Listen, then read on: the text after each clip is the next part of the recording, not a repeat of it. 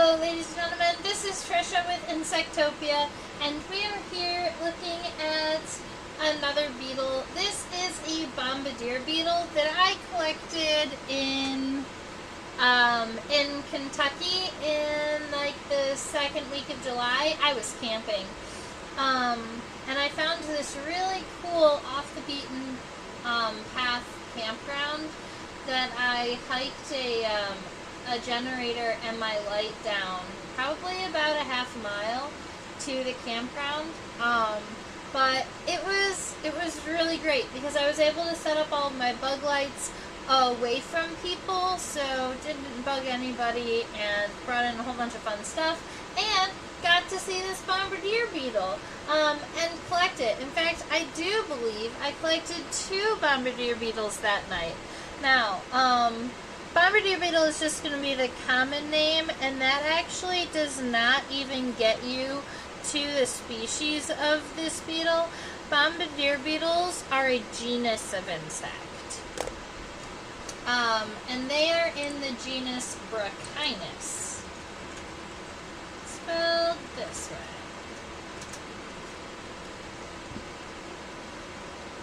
So they're actually a kind of ground beetle. They're in the big family for ground beetles.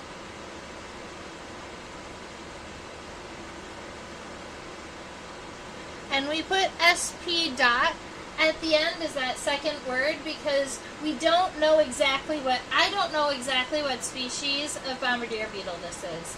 And before the live stream, I did go ahead and look up really quickly, just on iNaturalist, to see about how many species of Bombardier beetles that they commonly saw in Kentucky. And there's over 50 species in this same genus. And a large number of them look very similar, with the same metallic blue elytra and red-orange head and pronotum and legs. They even have very similar body shapes.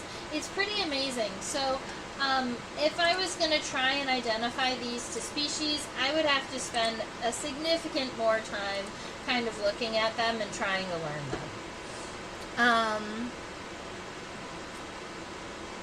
Fun thing about Bombardier beetles before we start, because this is kind of cool, Bombardier beetles get their name from the chemical reaction that they can create in their abdomen.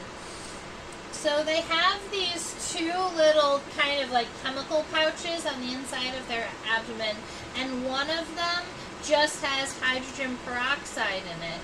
And the other one has something that we call hydroquinone.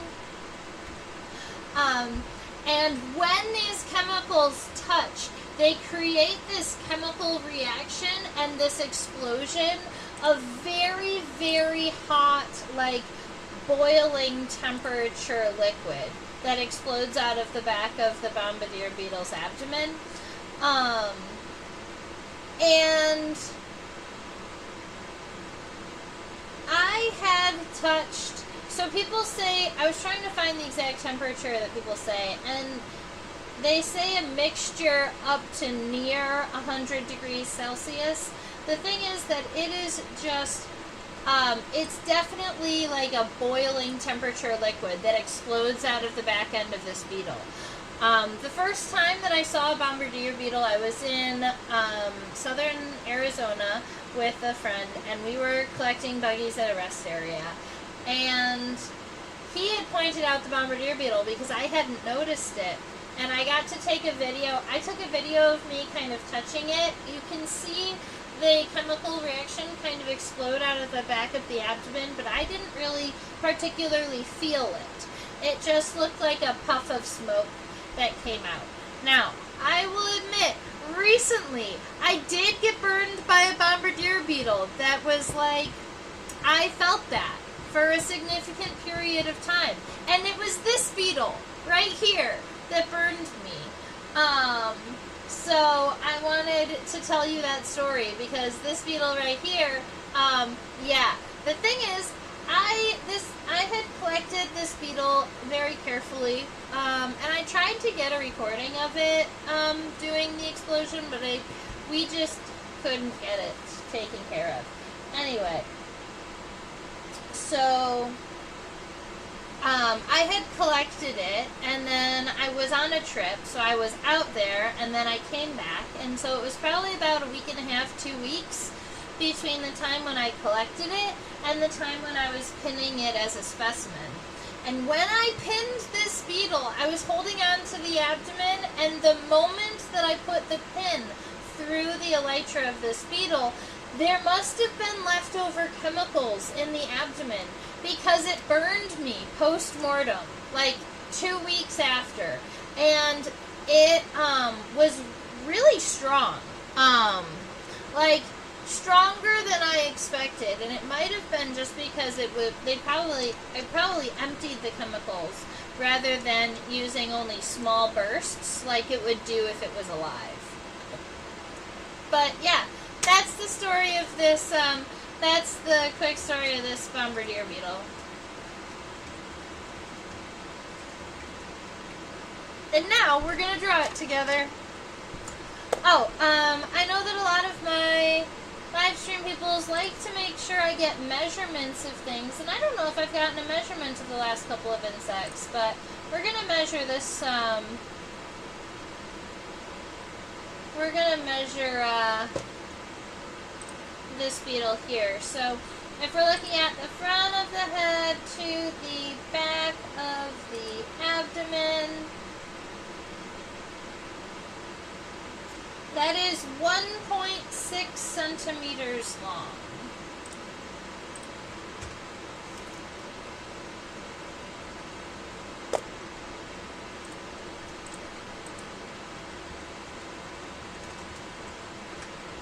And if you want that in inches, it is a little over a half of an inch. It's 0.62 inches. But yeah, 1.6 centimeters long from the front of the head to the back of the abdomen. Now, when I am looking at this beetle to draw here, I'm looking at the overall shape of the head. We're going to have a really fun time zooming into those mouth parts, I think, because the palps are placed really nicely. Or those little mouth fingers. So we'll be able to see all of the individual pieces, and I'm pretty excited about that. Alright.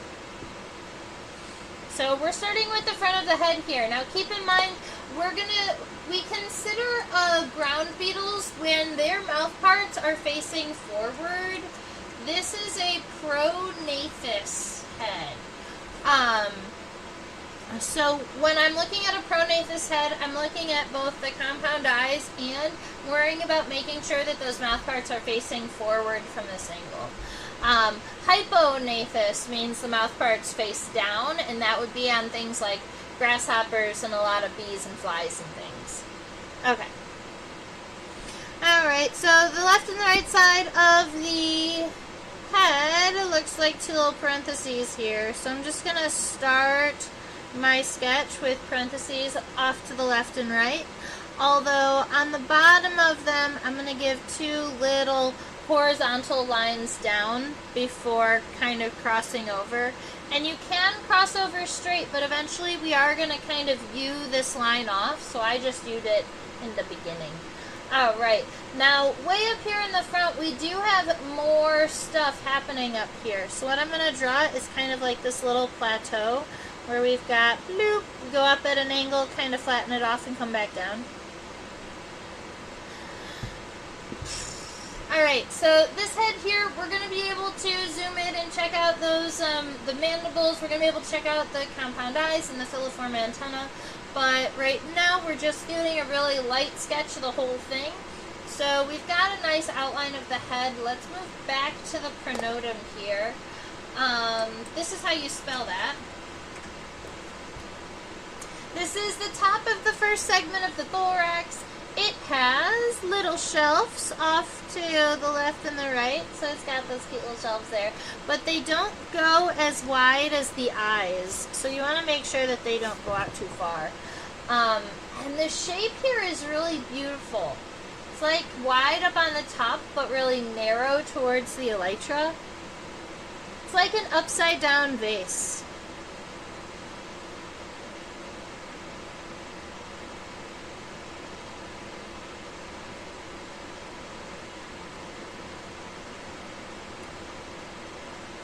So at this moment, your goal is to just get a nice outline that's going to match that shape where you've got that round on the outside and then on the inside. And then I'm just going to cross over evenly. I think my beetle is angled. I guess that's going to be okay.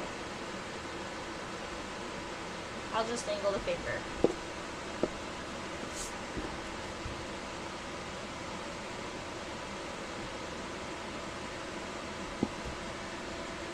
Okay.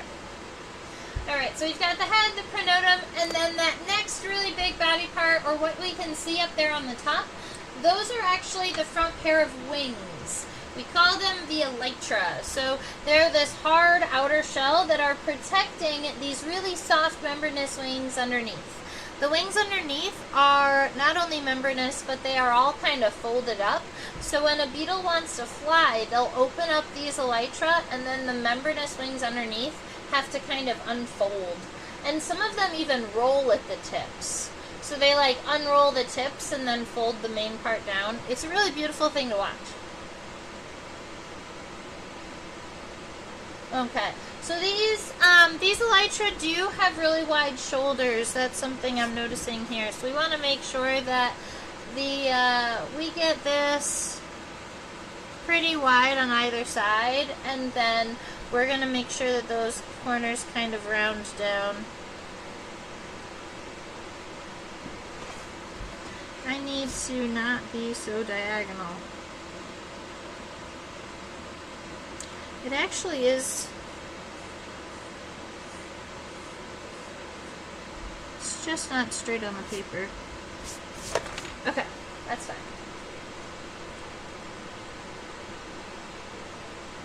I started my head at an angle on my paper because I was watching the computer and didn't realize the paper wasn't straight. But it's fine, we've got this. So,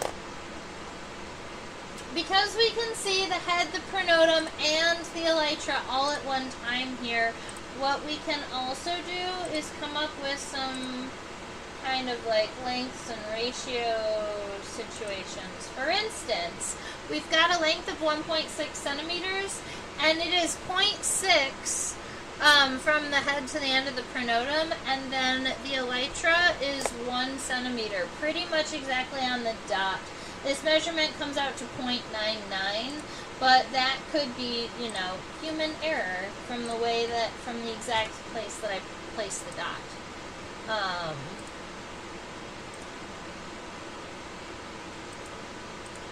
Cool.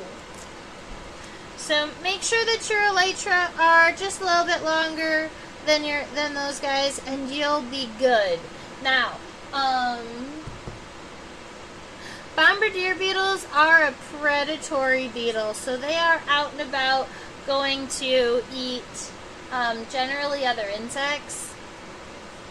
They'll use that explosive chemical as a defense to things that are trying to hurt them, but also I think that I've read that it can be fatal to some other insects, that like chemical explosion is fatal.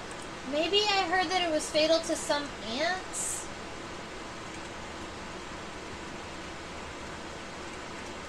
But I don't know if that's true, so I'm looking it up right now. Yeah. Yeah, the chemical that the Bombardier beetle sprays can actually kill some species of ants and can be deadly to insects that are trying to attack it. So it is actually a pretty decent defensive mechanism. It isn't just to protect them from like birds in the sky or like things that might pick them up, but like knock ants out. That's pretty cool. One thing I noticed when I was trying to get the outline of these elytra all sorted, a lot of times I'm making my elytra a little narrower at the end, and these are actually a tiny bit wider. So I want you to kind of imagine that the bottom of the elytra are just almost like slightly opened a little bit. They're just going to be a little bit wider.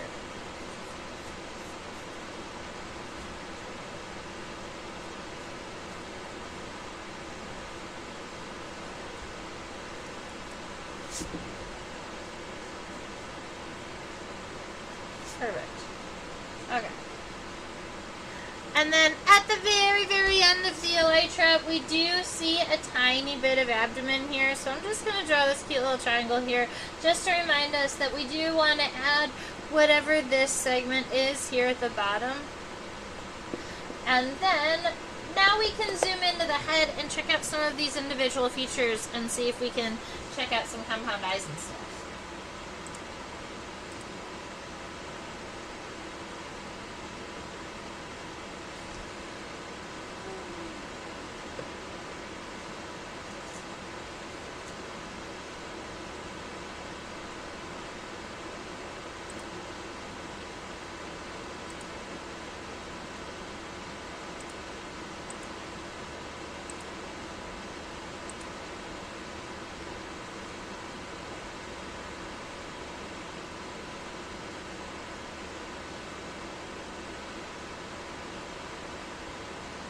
That is really cool.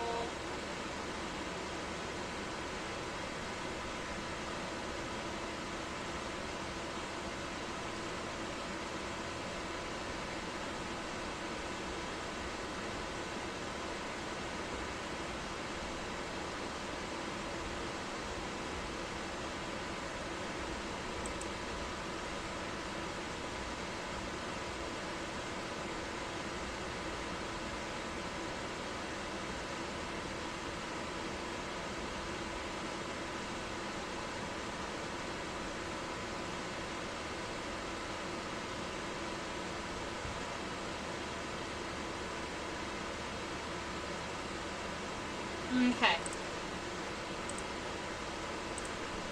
I tried to pick a focal point right kind of there in the middle where it wasn't just focused on the compound eyes and it wasn't just focused on the mandibles down below, because there is a little bit of depth happening here, so we can't see this whole image all in focus at one time. The eyes, the compound eyes, are closer to the camera than the mandibles are.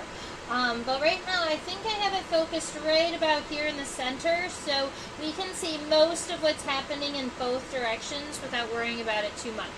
We've got these nice big compound eyes back here. You've got the start of those filiform antennae, and then in front of that you have these things called maxillary palps, and they're right here. And sometimes I tell the students that I call them mouth fingers, because what they do is they're going to just push food into the mandibles. They kind of help guide food there. Also, the labium is going to be the bottom jaw, and you'll have two more palps down here called labial palps, but I don't think that they're super visible from this perspective. They would kind of be underneath the mandibles. This little piece here might be the edge of a labial palp is what it looks like, but I couldn't even guarantee you that without looking at it from another angle.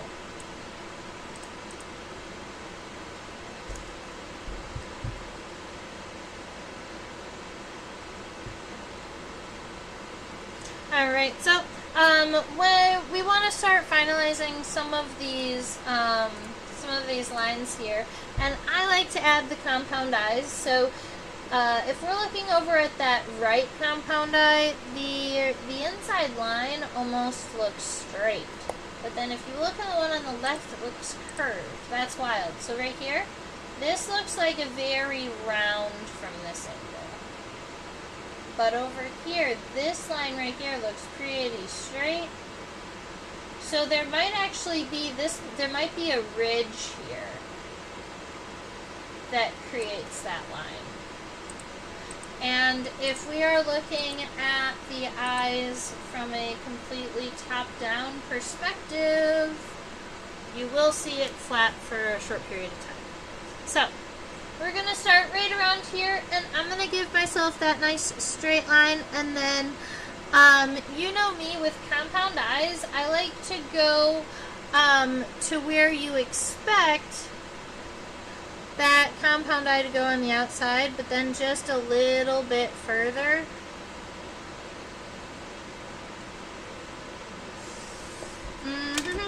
I've got to round it out just a tiny bit.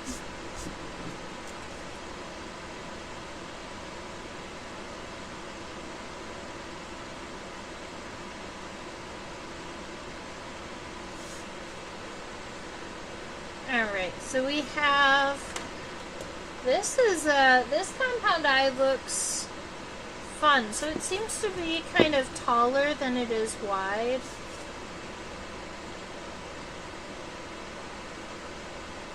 That's better. Now it's too high up on the head. That's okay, I'll move the head up. Alright, I'll make it one on the other side that matches that. These kind of D-shaped compound eyes here. I like to make sure that it goes over the edge a little bit so that it looks like the compound eye bulges out away from the head just a tiny bit. And then I'm going to finish up the outline of the head behind the compound eyes before we move forward to those mouth parts. So coming on down, it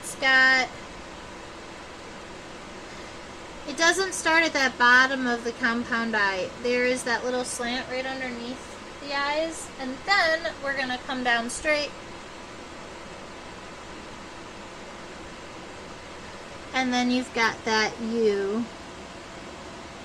So we're going to be moving everything up just a little bit because we put the eye a little high, but I like it there now, so.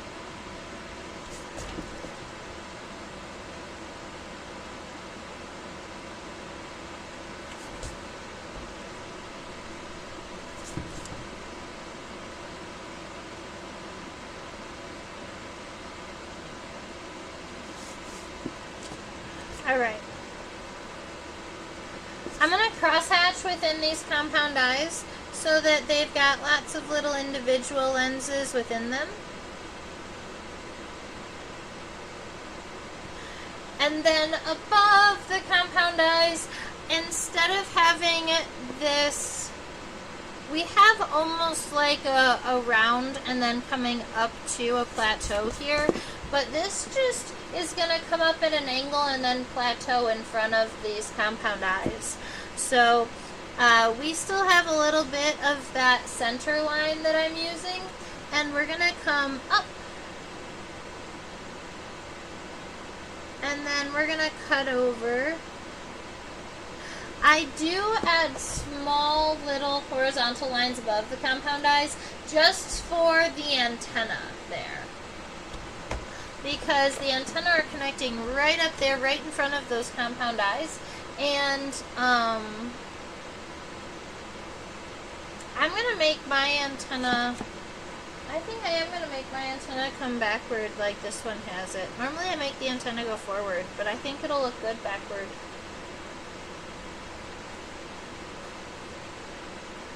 Yeah.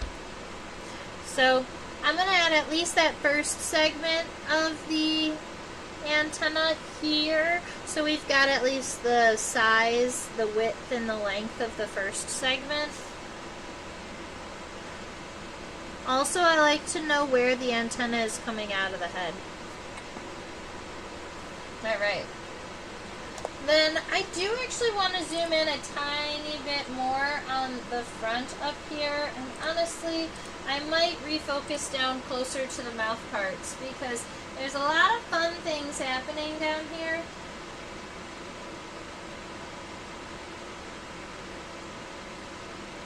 Too far.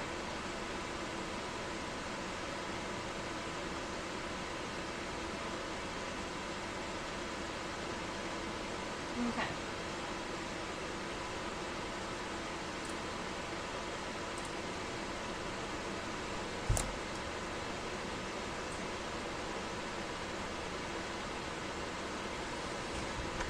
Alright, so when I am coming down and taking this flat line over, I'm actually outlining the front of what we would call the clipius. And I'm going to write that out for you, and then I'm going to point it so that you can see where it is. So this line right here that seems to be catching a little bit of light and going across, that's this horizontal line that I'm creating here.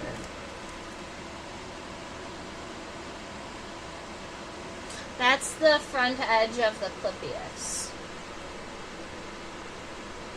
It might be a little bit narrower.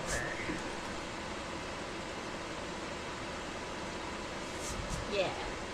And then in front, so this, it's actually like this rectangle here. That line is the front edge of the Clypeus. But there is actually a whole nother suture down here that we could draw if we wanted to. It would come up from these corners. It would be kind of similar to this shape, would be the shape of this Clypeus here. But they're not my favorite to draw in like that. Up in front of the Clypeus is the labrum. This is the upper lip of the beetle that we're looking at here.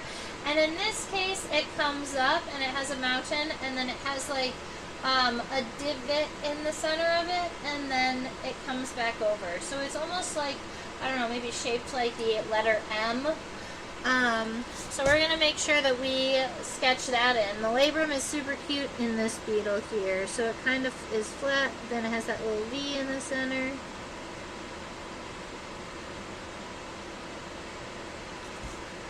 Okay. And then you've got the mandibles up in front. So these mandibles are for nomming. Mandibles. Oh, look at that cute hairs on the labrum. There are these really cute hairs on the labrum here. If you look, there's like a little dot here, and there's a golden hair. And there's a little dot here and a golden hair. And you can see they're kind of lining the front of this labrum. And from my count, it looks like maybe 4 or 5 hairs per lobe. That's cute. And then the mandibles up front.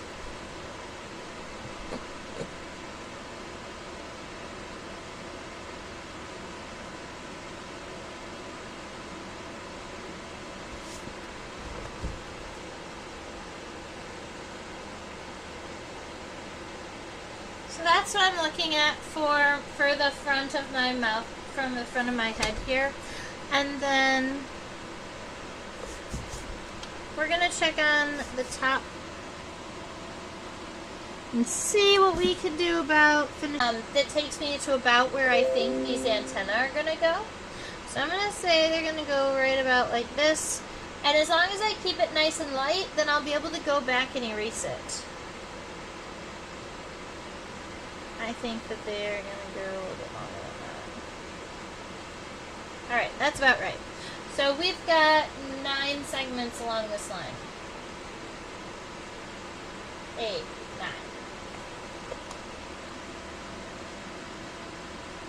9. 1, 2, 3, 4, 5, 6, 7, 8. Let me look at the length of that antenna. I think I might need to lengthen it just a little bit. Yeah, so what I'm going to do is make all of the segments just a little bit bigger.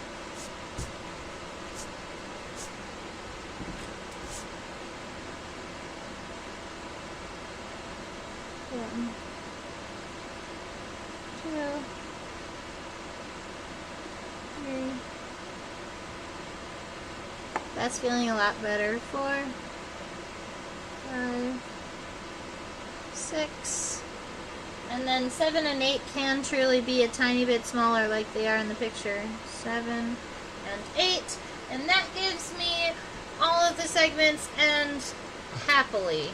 So, very good. Filiform.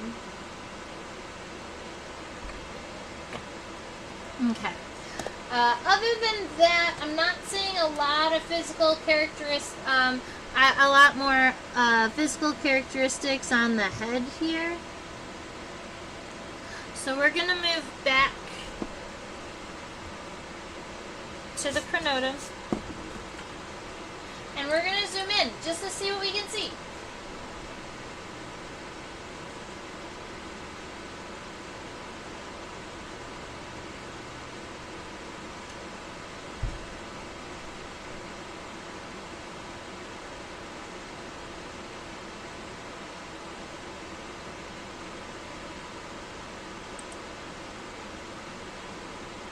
Okay, I love it so much.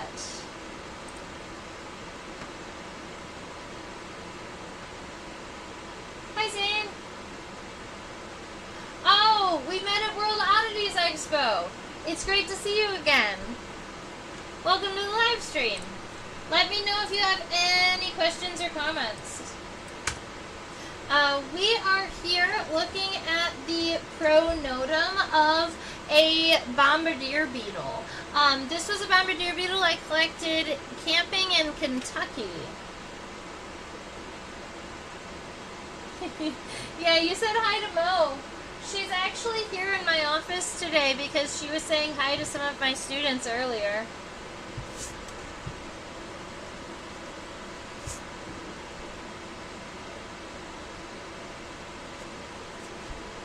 Alright.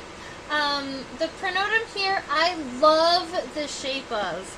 I love that it has this really beautiful curve to it. And that really pronounced margin that looks like a really strong edge. Love that.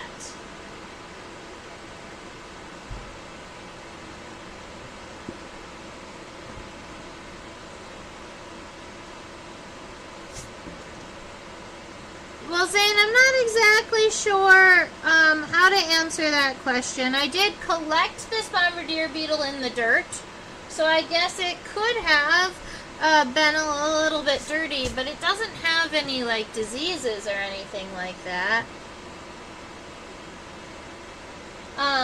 The front leading edges of the pronotum here are kind of spiked in this upward direction, so I'm going to give him just those cute little spikes, and then come out really nice and big and wide for at least the beginning 2/3 of this pronotum. So nice and big and wide. I'm actually going to make it even a little bit bigger than I had originally planned because, or maybe it's just bigger on the right side. Yeah, that's so good though. Alright, so nice and big and wide, and then it's going to come in and cut out just a little bit again. So this is that really pretty kind of upside down vase sort of pronotum here. And I'm just going to give myself enough space along this bottom here to finish it off.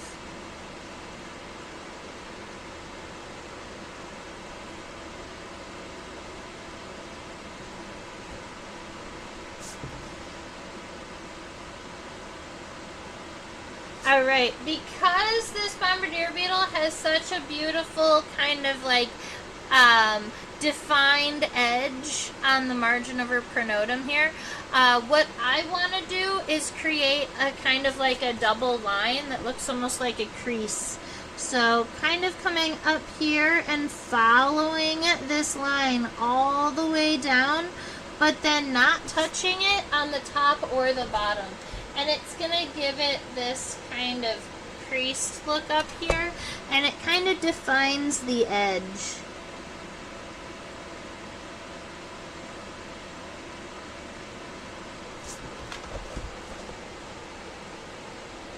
I love it. Okay.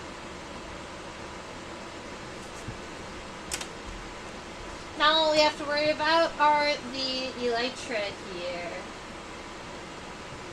Oh, Bags, thanks for standing up for the cats.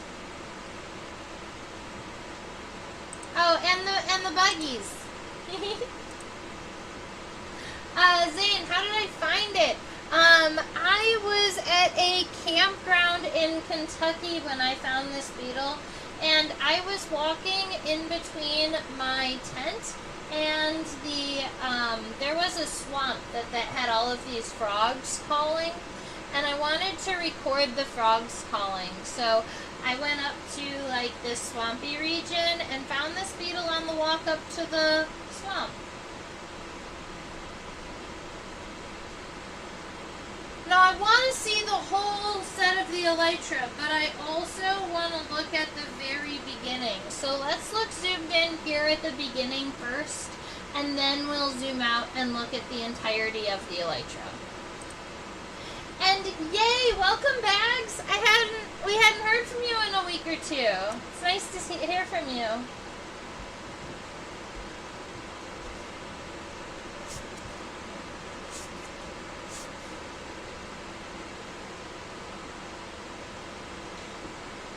Can we see Mo? Maybe really quick.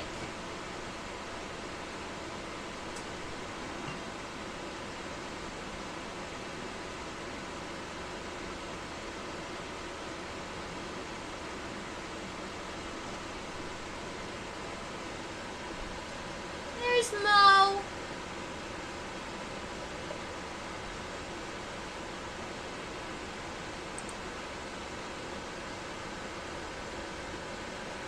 She says hi. She's somewhere between 7 and 9 years old. She's one of my best friends. Glad she got to say hi to everybody on the live stream. She normally doesn't make guest appearances. Alright. We are so nice and yay! We are so nice and zoomed in here that we can definitely see the scutellum. So that is this little round segment right here. It's in between the elytra, and the scutellum is found on a lot of different insects, and it's not even always the same body part, but it is generally found in between the wings. So here we are, and you'll find it on the center line of the top of the body. You get this cute little itty bitty rounded scutellum up in the front center. Oh, there's the scutellum. Yeah, it's itty bitty.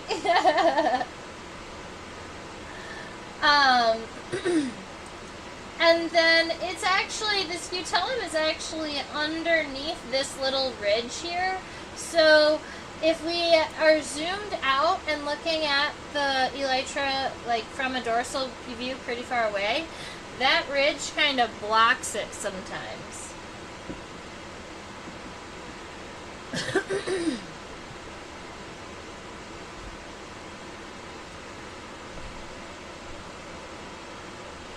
Alright. And it's because it's itty bitty, teeny tiny. So after we get that scutellum all sorted, I do want to kind of annotate where those shoulders were going to be. I made my beetle just, I thought we were shifting the beetle up a little bit, but then the pronotum got a little bit wider, so it became long-necked, I think, on accident, but that's okay. It's beautiful. It's my first time drawing a Bombardier beetle. Okay. So we've got some shoulders kind of sorted out. We're going to zoom out and check out the overall shape of the elytra.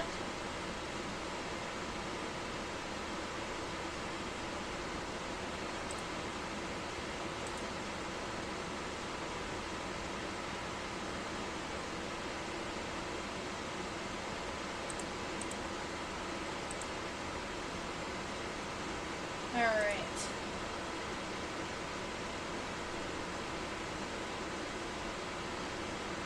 I'm hoping that we are not lagging too bad.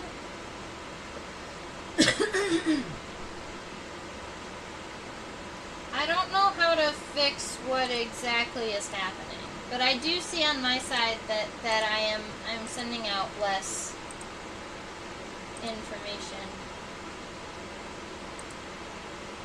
I might have to restart my live stream, but we're gonna see what happens. Sorry, guys. Alright, we are looking at the overall shape of the elytra now. It's not that bad? Good. Okay, sounds like a plan. Thank you, Bags.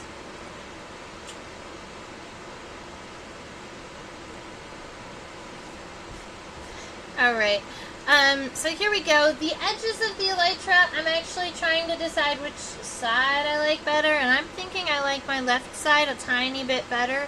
So I'm going to try and, I'm going to sketch the left side out nice and dark first, kind of like that, so that I can then copy it over here.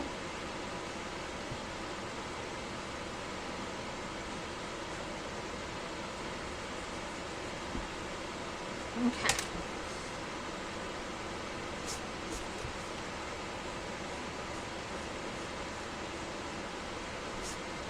Yeah, something like that.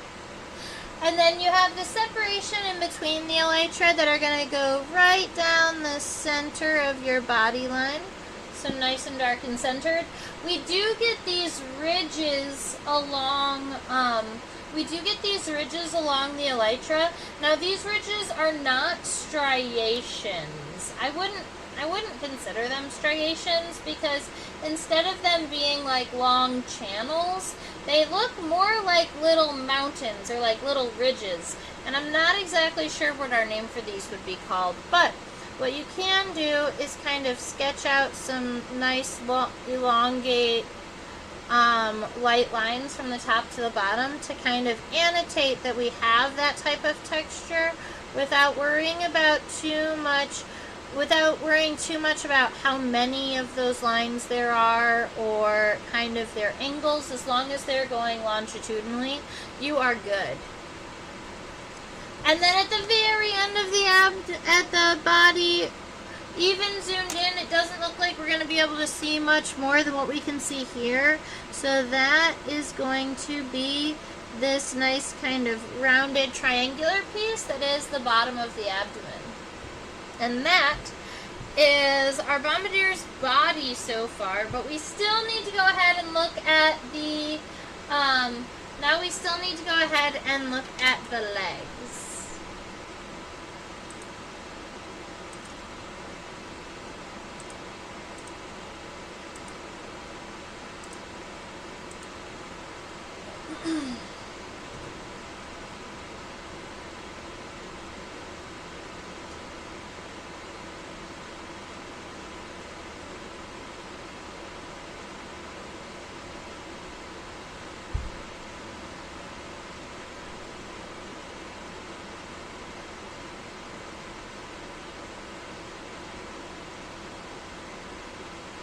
The front tibia looks like it's a really weird shape.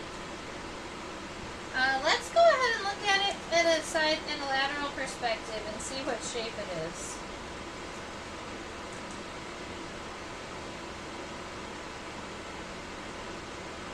Look at that!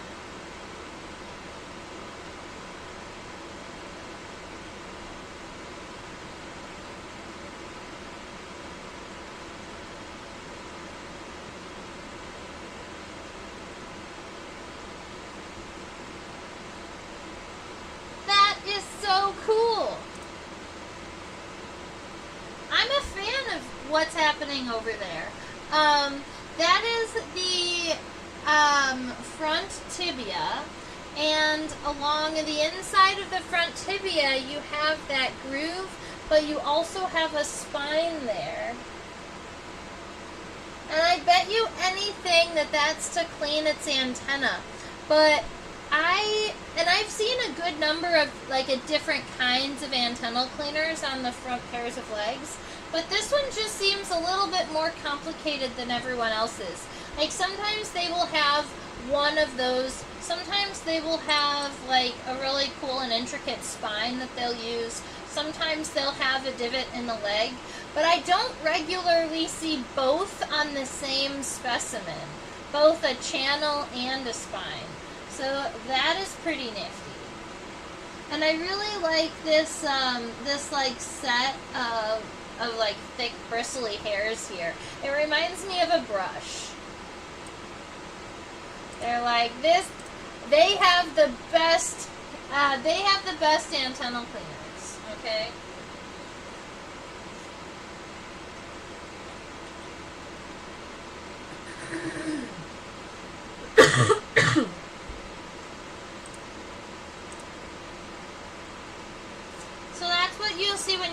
a lateral perspective. But if we flip back over here to a dorsal view of this leg, this will give us the opportunity to draw it. The camera seems really bright.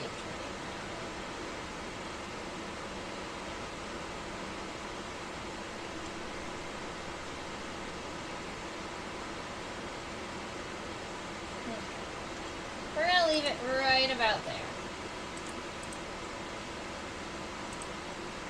The legs are another one of those body parts that are going to have more depth than the microscope can focus at all at once, but I think this is the best we've got with that focus kind of right there in the middle. We can still see all of the leg shapes.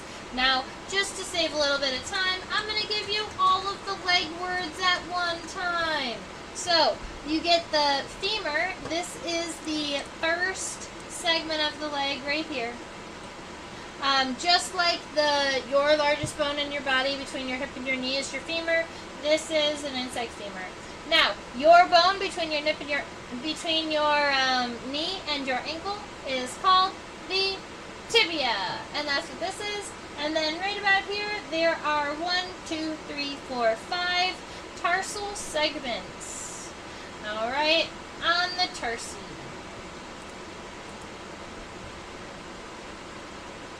Perfection. Alright, some of you know that I like to draw my legs on just one side of my insect when I'm doing these because it just saves me a little bit of time. You still have the opportunity to draw legs on both sides of yours, I'm sure, with the amount of time that I spend talking about other things and telling fun stories. I'm putting my legs on the left-hand side because I threw the antenna on the right. Feels like the right thing to do. So, this femur comes out just a little bit behind the front, right around here. And if you're noticing the width of the femur's width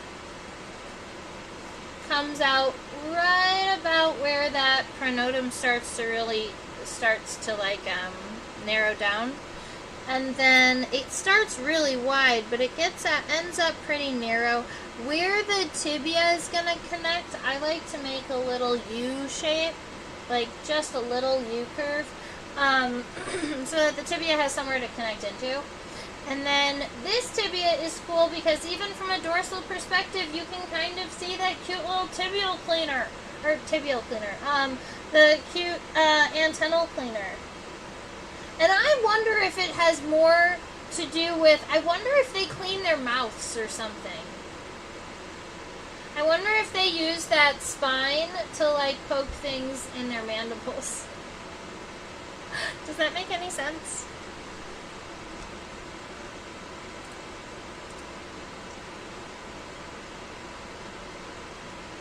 Alright.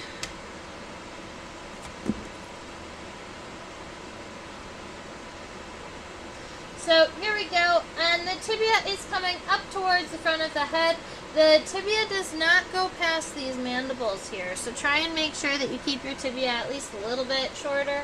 And then the outside of the tibia is the straight side, so that's the one I'm going to start with.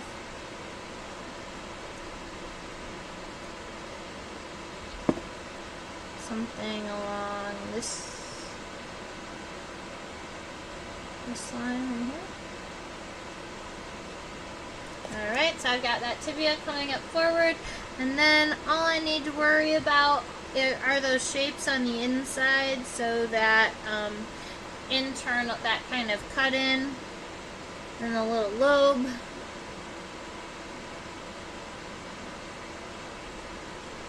Cute.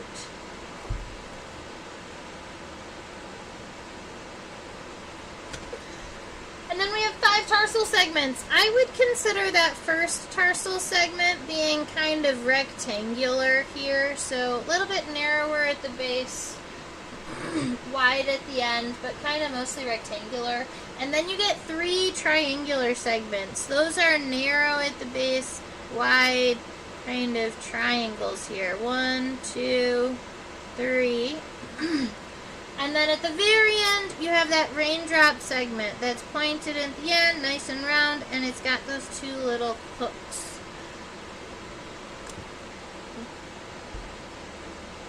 Like that. Built-in toothpick. Yes, bags, exactly. They've got a little built-in toothpick. I feel like that's what I would use it for.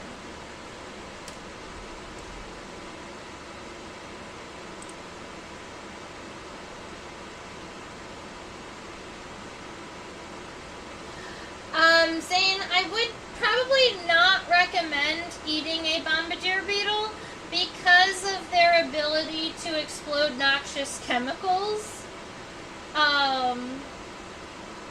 And like with my experience, they still have those chemicals in their body up to 2 weeks after they die.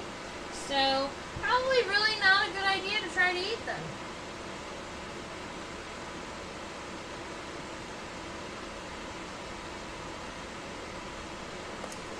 I can put an ant on the list.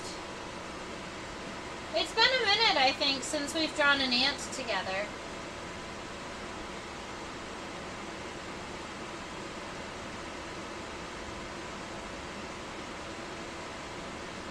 Would you like to do a winged ant, or would you like to do a worker ant?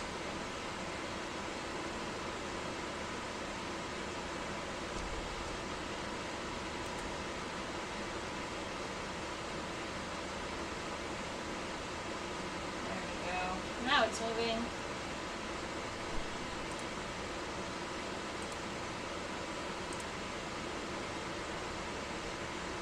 Okay.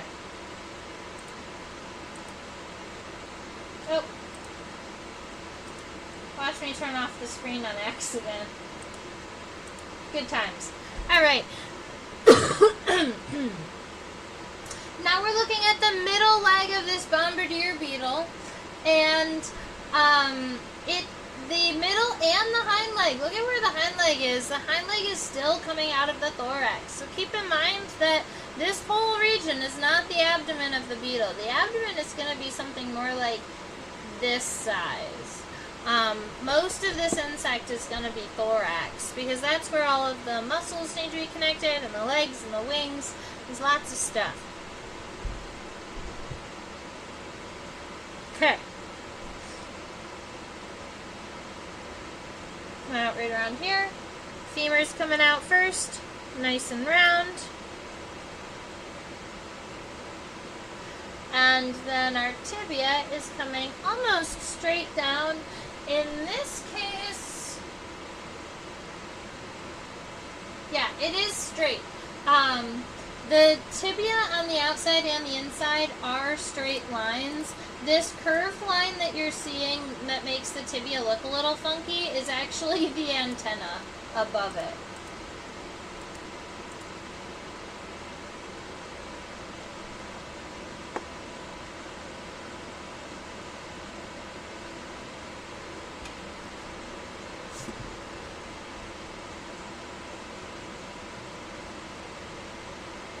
Alright, nice thin line. Comes out. That tibia to me does look like it has a spine. If we wanted to just zoom in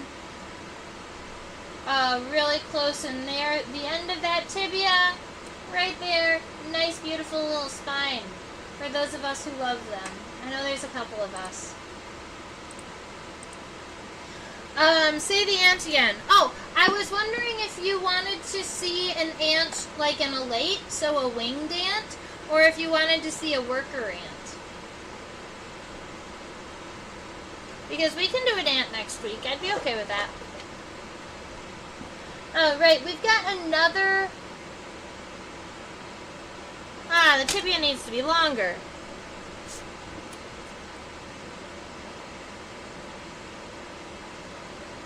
Ground beetles are in the same family, or Bombardier beetles are in the same family as tiger beetles. So tiger beetles also have really nice running legs. These legs I would consider cursorial over ambulatory. These are definitely legs that are meant for running. and not just walking around nice and slow. They can walk around nice and slow, but they can be really quick on their feet or on their tarsi.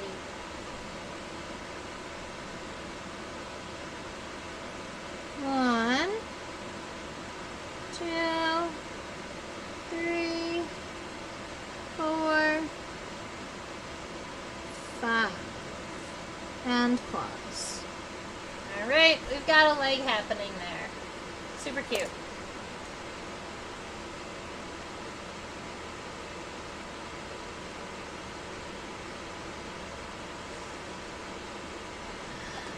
Oh, Zane, you might have to calm down just a tiny bit. That's really funny, though. Thanks for all of the comments. I don't have a bullet ant in my collection. I do have a number of red ants, but I don't know. I might have some red ants, but I don't know if I have an actual red imported fire ant. The one that the species that you're referring to. But I can definitely get out a pretty cool ant. So we'll see. I'll go ahead and I'll pick one with like big mandibles or something so that it's cool. Alright. And we'll figure that out, Zane. Alright, so the femur here, I actually do have a queen that we could draw. We could do that. The femur here for the hind leg looks like it's coming out of right kind of smack dab in the middle of these elytra here. And I'm going to align my femur right about with the expanded trochanter. And it's essentially like this really big muscle that's going to be pretty much only on beetles in the family Carabidae. So these are ground beetles. A Bombardier beetle is a type of ground beetle. A tiger beetle is a kind of ground beetle. And then there are a lot of other, like, just kind of basic ground beetles that are black or blue with bright orange legs. You'll see them most commonly when you flip over rocks. Or at least when I was a kiddo, that was the most common time to see them. But this one here is a Bombardier beetle in the genus Brachinus.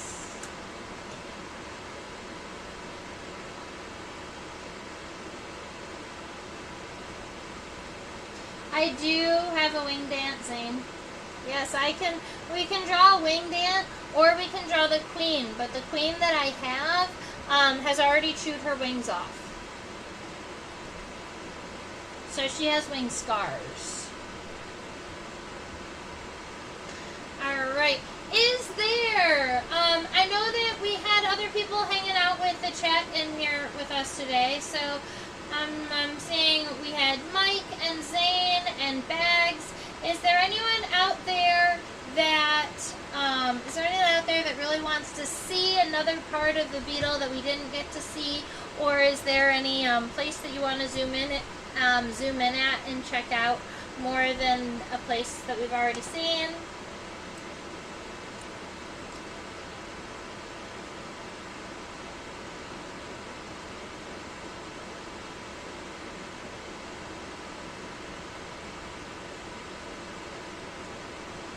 Alright, I think I've given us time. Sounds like we are good to go. I'm actually pretty happy. I've been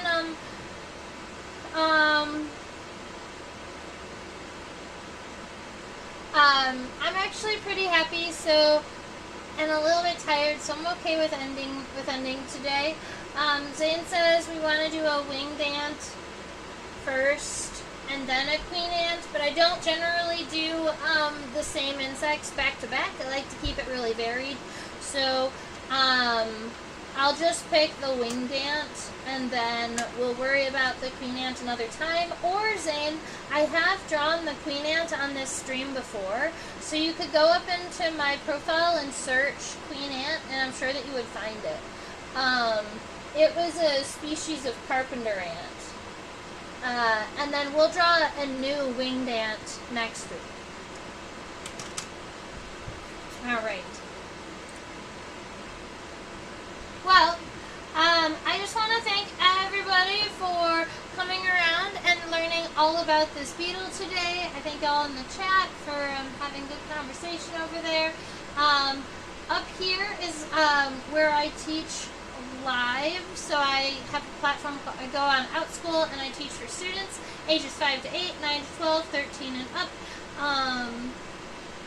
Over there is a link to my YouTube video. It's a reminder to subscribe. When you do subscribe, you get to blow up my chat box. Yay! And then I get to answer all of your fabulous questions, and that is great.